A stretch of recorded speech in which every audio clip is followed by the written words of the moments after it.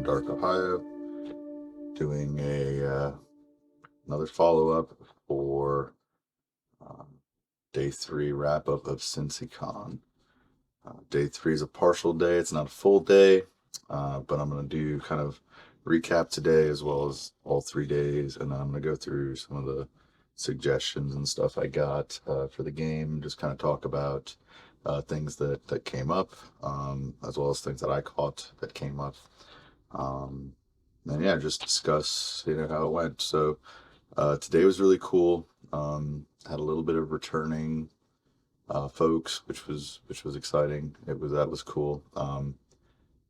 One of the first, or yeah, no, the first demo of the day I did was one of what I was telling the gentleman who had the booth next to me, Scott. It's like one of the two demographics I'm kind of really after. So it was a dad and his son was probably about in between my boy's age. They are 9 and 13, so I think this kid was around 10 or 11. Um, and it was the game was easy enough. The kid was able to pick it up. It was deep enough that the dad, he said he felt like he was engaged, and there's a lot of strategic depth there, and that it really hit the two of them the way that I want the game to. The other demographic that I really want to hit with the game are folks that are just tired of too much in games. Even our skirmish games have got a bit bloated, and just people that just want less is more. Go in, have a good time, have a laugh, yada yada. So yeah, that was how that went. There was some pretty good feedback that I got from the two of them. I have their cards in here. I didn't get everybody.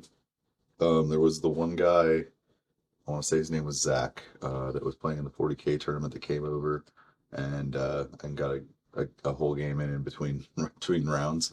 I did not get a response card from him. But yeah, after them, I had Dylan come over.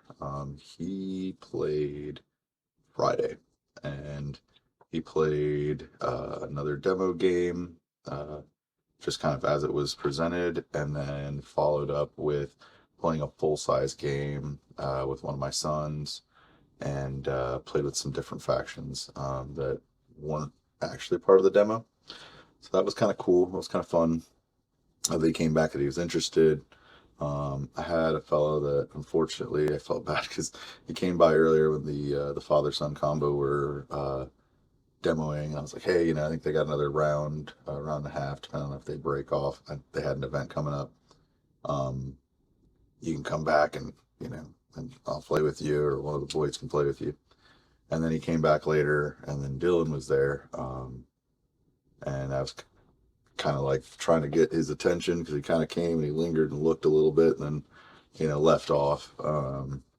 So I did feel bad about that I wasn't able to get him a demo in, but also had somebody come back today and pick up some more models. Now, granted, it was a guy I know, kind of a hobby friend that I've passed through different games over the years, that had already picked up some stuff the day before.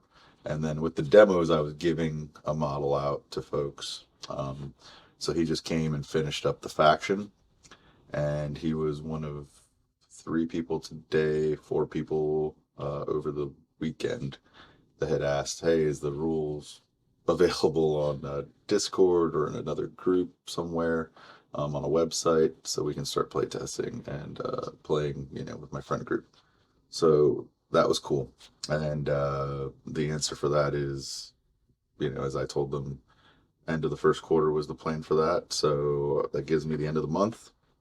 I'm going to try to be a little more, a little quicker about it. I'm going to take all the feedback I got, tweak the things I know I want to tweak, try to put in some notes and things like that for hey, these are things that we're going to monitor or watch, to make sure that they're not out of hand or they don't feel bad. And yeah, there's going to be a lot more people doing play testing here in another week or two. It's my goal for that, to get after it pretty quickly. So I'm going to read off some of these cards. I told folks, I want criticism, constructive criticism. So I'll start with this one here. It says, Snap's a good mechanic. It could become overpowered for certain factions or create long games after models lock in, which I think just means kind of like once everybody's stuck in and, the churn of melee. This could take away from strategic positioning over the course of the game. He said that he likes that you cannot move through models, even your own, and he would try to keep the model count around 6. I think this was the dad from the father-son combo, because he did ask about that. And so originally, when I was doing this, and as the rules are written now, there is like a variable point system with like a bidding thing. I think I might keep that out and have games be 250, and if folks want to play more or less or what have you, and try to balance the game really well around that. That way I can stick to like a sweet spot. So missions don't feel off for the model count. I think that might have been a little bit what's going on there, because it was a demo game, and the idea was that they were very melee-centric factions, and I wanted people to get stuck in. And the objectives, they were there. Some people played them, played to the objective. That was, the win condition. Some people didn't. But yeah, this one says that the flame weapon should have some kind of effect. Currently, it's just like an accurate weapon, which rules is written now is advantage for that weapon. I might have accurate reduce or improve the offense ability. So like reduce it from something like a 5 to a 4 or 4 to a 3. Mulling that over. But I think this person in particular, they meant like a burning effect. I'm trying to keep tokens down to a minimum, so I'd have to find a clever way that maybe on like a crit effect, or like, give it some kind of keyword that's what in Magic they call evergreen, which is that it carries over between things. And then the other thing was a question on whether or not Overwatch carries over and if it should. Again, rules is written. It's not specific. It doesn't say like, hey, at the end of the turn, remove Overwatch. And the scenario there was he had a heavy breacher, and heavy breachers cannot snap shoot. They have a heavy weapon.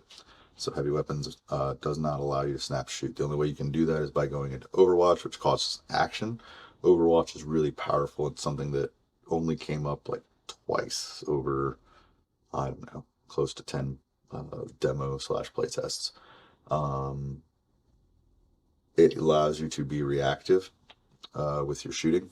So at that point, all of a sudden, you can react to people moving, and then you can react to them interacting with you with shooting. So it's a really powerful effect. But then also just snap shooting in general, you can only do with a heavy weapon if you had already gone to Overwatch. So he had a scenario where he went into Overwatch and then he was going to snap shoot, and then he just did a snap move instead. Snap moves are universal between every model. It's one of the things that everybody can do. They can snap move, then they can reactive opportunity attack if somebody leaves melee with a move.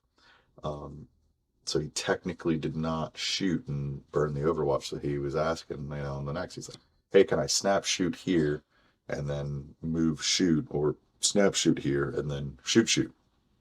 And that's a tricky one, because on the one hand, the reason that heavy weapons cannot snap shoot without Overwatch is to try to limit heavy weapons to only 2 attacks. Because they're just really powerful. They're going to be like your sniper rifles, your light machine guns, little missile launcher, and like big laser guns and things like that.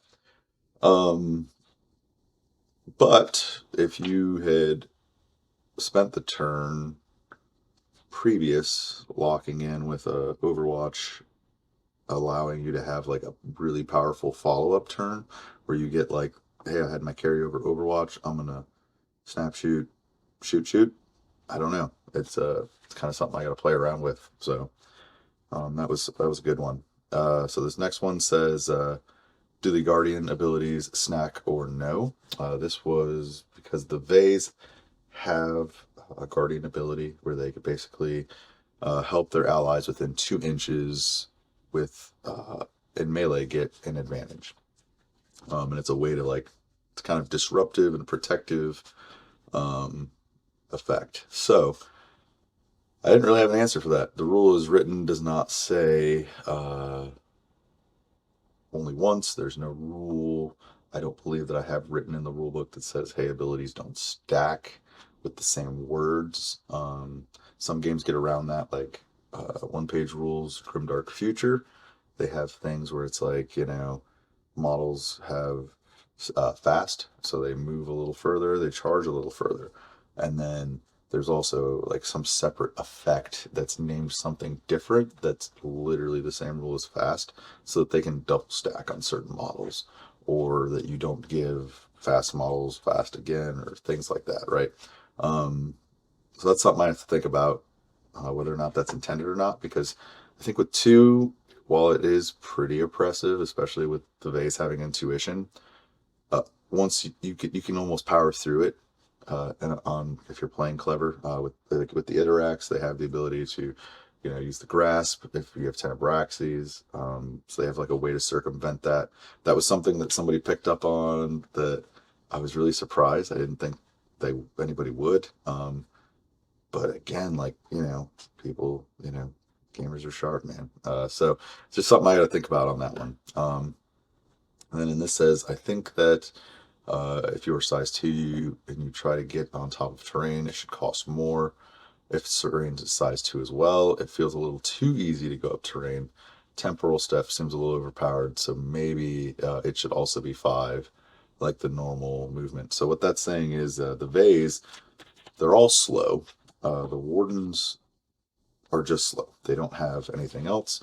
But the Knight and Vedros, the two characters, Vedros, who my buddy there, James, was so lovingly calling Vandros instead of Vedros. So he kept calling him Luther Vandros, and then like, oh man, he's like, it's gonna stick, it's gonna stick. So here I am speaking it into existence. But it's kind of part of their kit. But I maybe don't disagree on the 5 inch just to keep the distance in check. So that's an interesting thought. Like maybe their blink distance should only be 5 and not 6. And then that also kind of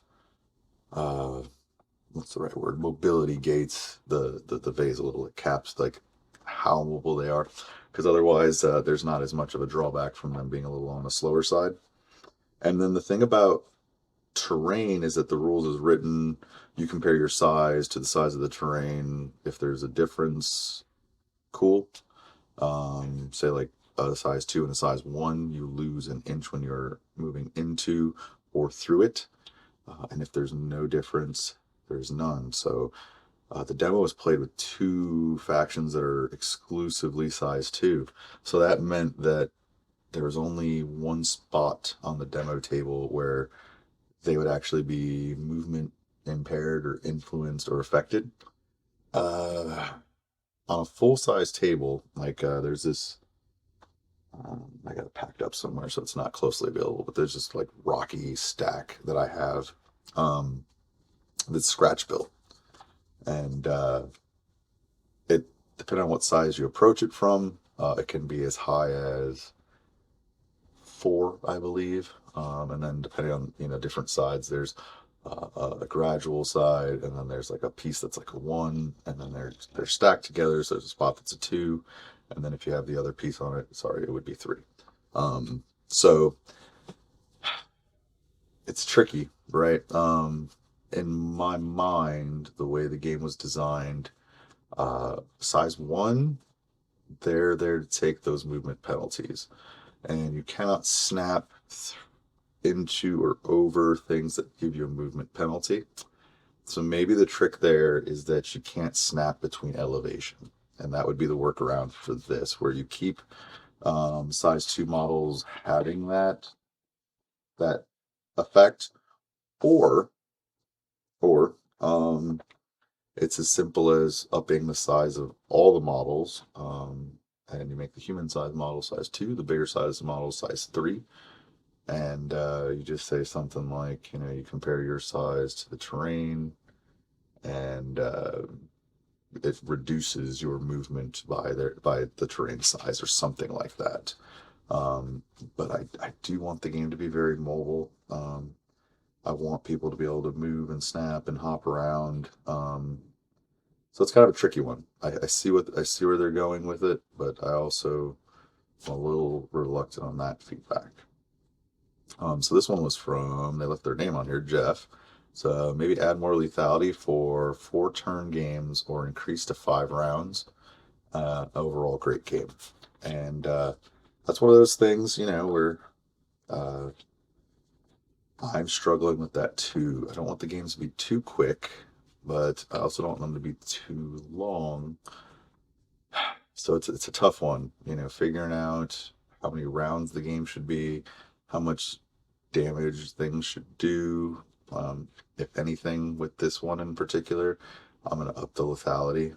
But the trickiness becomes in that these were two elite teams that were facing each other, two elite factions, and they're both pretty good at doing that. And for the demo, I was running 2 defensive pieces, the grub for the Iterax, and then an offensive piece and an offensive character.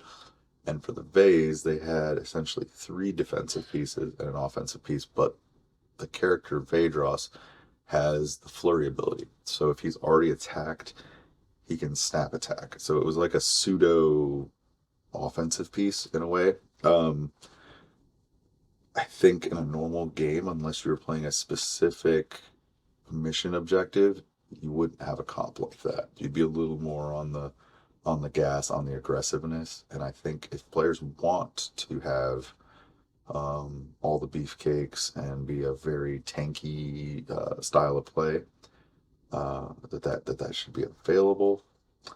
But I agree with the lethality. That's something I'm struggling with. I don't want it to be too grindy, but I also don't want people to have the feel bads where, one shots are impossible. Even if I tune it up a little, it'll still be impossible. But 2-shot models, I don't know. I don't know. Do we want scenarios where, hey, the dice align for the attacker, or the dice fail you as the defender, and your model shot twice and it's gone? I don't know.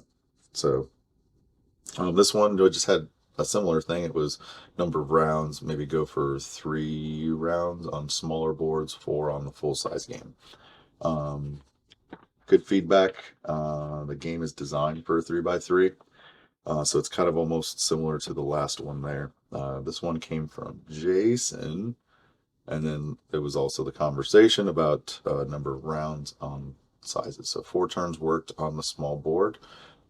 Great game. So again, back to that. If you were playing a full-size game, the smaller board, you lose a foot. So the 6-inch deployment was negated, and then they started on the table edge. So essentially, it was like almost like a turn 1.5 kind of, or a turn 0.5. Like they were a little further up than normal game's deployment, but not quite as far up as the end of turn 1. So it felt fine on 4. So again, back to the lethality. On a bigger board, 4 rounds, maybe not quite enough. So something to think about. This is something that came up a few times, and it's just like a playtest, demoing, kind of learning and figuring out things issue. But it says have some way to track damage like bingo chips. I like that. I agree that it got a little cluttered, just like trying to figure out dice for damage on the models.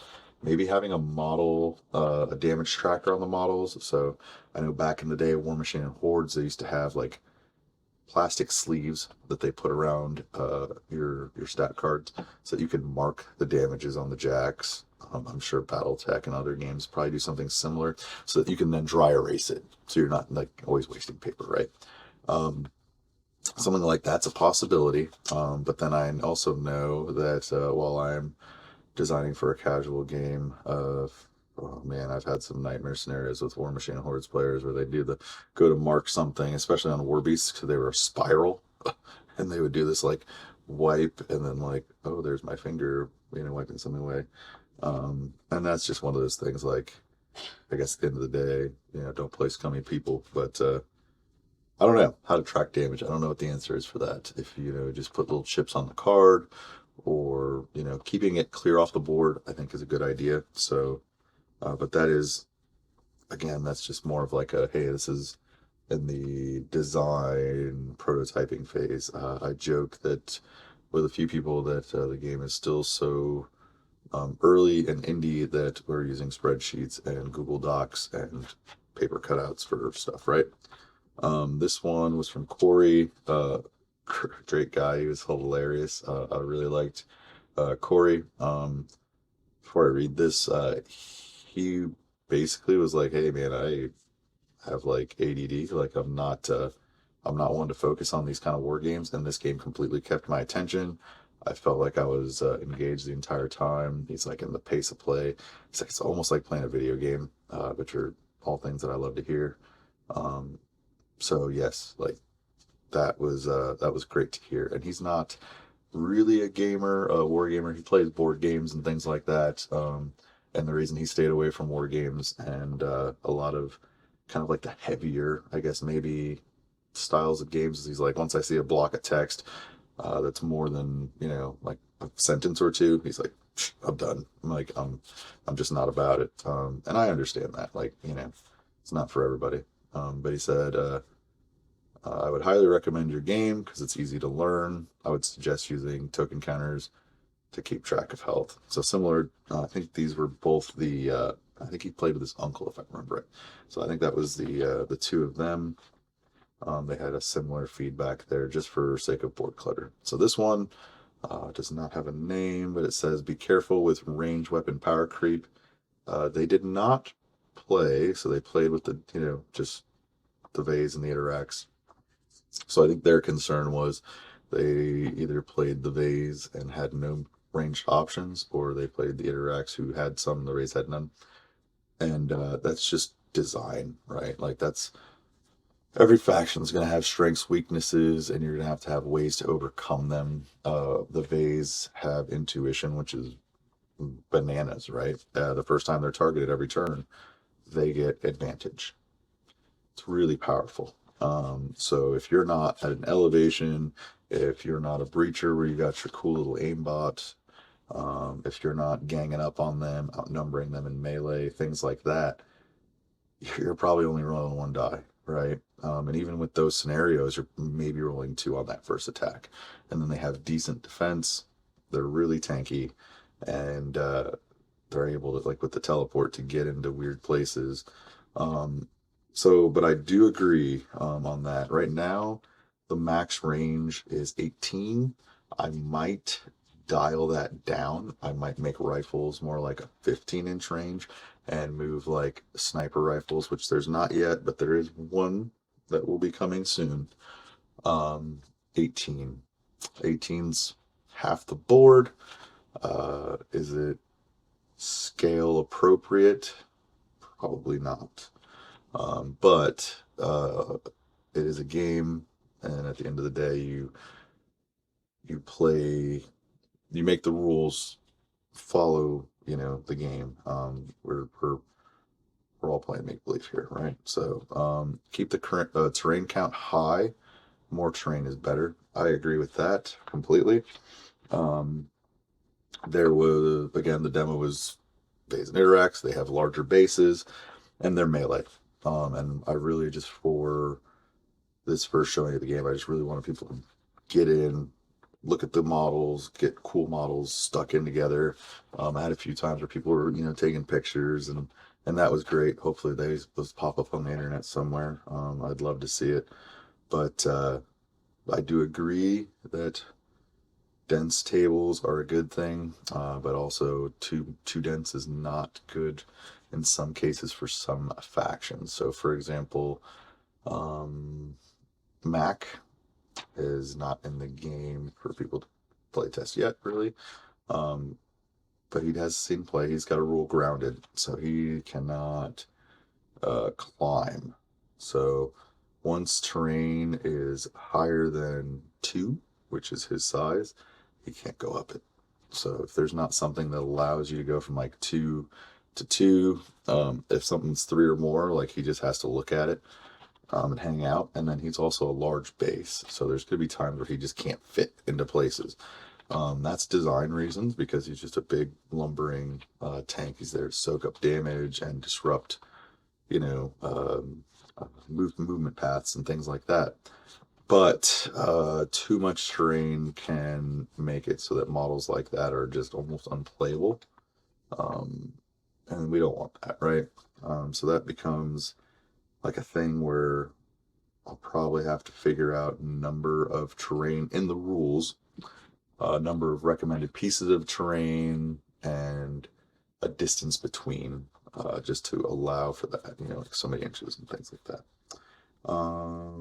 And then this one, I think, was Dylan. I think he had at least one other one in here that was his as well. But this says the grub belchers should do acid and weaken armor damage. So their weapons are acid. They have those like mouth hands with like the weird stomach on it. And yeah, they have like caustic bile, which slows. So I don't disagree that maybe like like on a crit it has like piercing or something. Maybe not a bad idea that. Um, and then use ranged units for the demo. So his suggestion was people don't fully experience the whole game if you're just going in to fight. That's a good critique, but I also didn't want it to be too lopsided. And at the time, there's only just like the day before, whatever that was, Thursday, or yeah, I think it was Thursday, that I got alternate poses for breachers. And it was only about a week and a half ago that I got the heavy breacher back from Sam. So the breachers went from like 2 models to for basically 6 in like the last week and a half or so. If that would have happened sooner, I'd have been a little more comfortable painting up the Forsaken Tribes and the breachers and letting them have it out. But they're also a little more complicated. So that's a thing that is tricky. I like what he's saying there, and I don't disagree with it by any means. But maybe there needs to be a better workaround for that, where I find certain models and pieces that make sense for that. So that was all the feedback. I just wanted to share it on here. I didn't even read through all of those prior to just now. But yeah, I was really happy to get all the criticisms and feedback. A lot of people liked it, and there was one guy today that came by as I was packing up.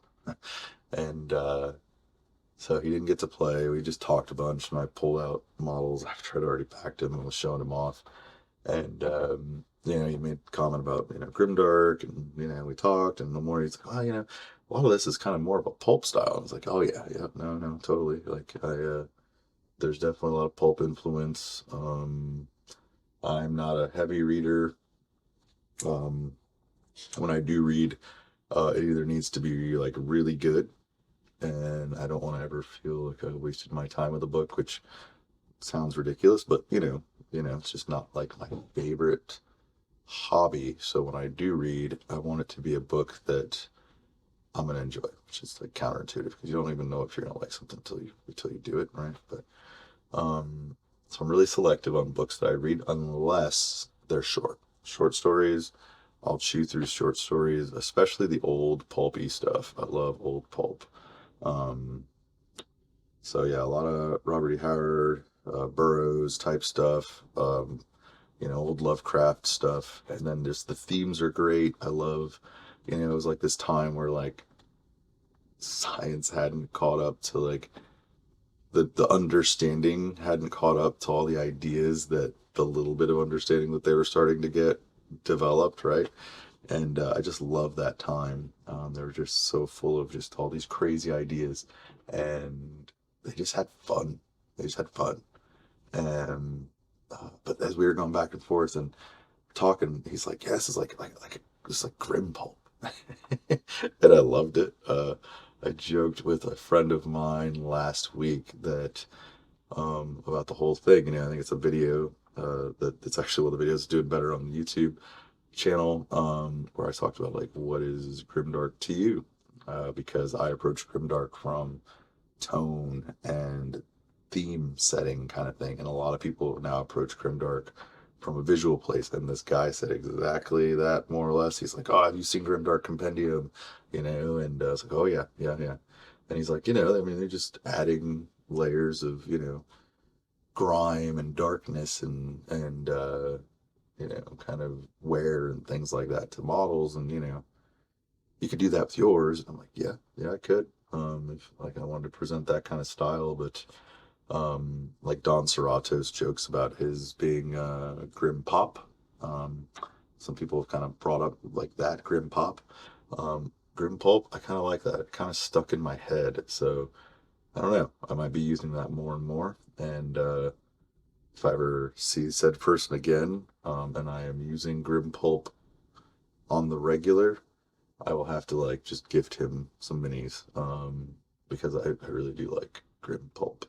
It really does fit the setting. And yeah, so kind of a long one, a lot of rambling, but just wanted to cover all the stuff from CincyCon in terms of feedback and things. It was a really great first con, for the business. Got a lot of QR codes out there. Got a lot of new followers on YouTube. Picked up a decent amount on Instagram. Um, a lot of people interested in playtesting. Got new people in the Discord. Um, I have my foot in the door with a shop to start doing like a hobby slash demo day at a shop. And then even started talking about like a kind of a cross collab thing. Like I mentioned yesterday, one of the RPG guys had kind of come over and was like really liking my art and liking the themes going on. And so we talked a little more today, and I was like, hey man, I'm open to doing some art stuff. I love drawing. I just have never presented my stuff that way or chased that avenue in a very, very long time. But I have done a little bit of dabbling with like doing some ads for people and some little bit of concept stuff before. And so we knocked it around, and I was like, and really honestly, the multiverse kind of setting, that could be a great like one shot or something like that, because that's what they do. They kind of these like three-piece fold out, all in one campaign. That's almost like a dungeon master screen where it's got like the map on the backside. Just a cool little design that they had going on, and yeah, so we'll see what comes of that. Great networking. Good to see old people. Not old people, but old friends, old faces, war gamers, and just yeah, be around folks that love the hobby. Really excited for the future now. We got Origins all the way out in June. Between now and then, here in the next week or two, there will be spreading of more playtesting, with rules being more broadly available than just kind of like my inner circle of friends that I've shown it to and have access to the doc. And then the Kickstarter, which I'm shooting for, I want to say a mid-April launch. So it's like 6, 7 weeks out. Yeah, about 6 weeks out. So keep your eyes peeled for that. By no means is that, hey, this is going to be the completed project. That's going to be, here's a huge pile of miniatures. Here's a way for me to bring in people from well outside of my circle who I don't know into playtesting and things like that, to give them kind of like some early exclusivity, a way to try to open up things for like loyalty rewards for my mini factory folks and things like that that I want to do, but I can't completely justify yet. Um, and yeah, just a lot of good stuff coming. I'm really excited. I'm really happy that the game's gotten the response it has, and that it's kind of really hit the people that I was looking to target. Um, just so. So again, long-winded one. I know this is like over half an hour. Kind of is what it is, but I just want to talk about all the stuff going on. So yeah, I don't know what's going to be next for the YouTube series now that CincyCon's over. I'll probably do like an update or two here and there through the week. I've been enjoying this vlog kind of style, just sitting in front of the camera and just going, not cutting, editing, just me in front of the camera talking about the company and the game. So thinking about continuing that in some capacity. Probably not at the frequency of every day because it I don't want to get burned out. And then also I'm thinking about doing hobby streams. Just a thought. So I'll pull the Discord group on that, the community, and kind of see if people are open and interested with doing something like that, like once a week, maybe twice a month, just kick it on the camera and painting some new models, talking to people while they paint models. Now that there's more and more models out in the wild, yeah, so just give me some opinions, follow, subscribe, share. All that stuff really means a great deal. And till next time, because I can't say tomorrow anymore. Don't know when the next one will be. So, uh, yeah, thanks.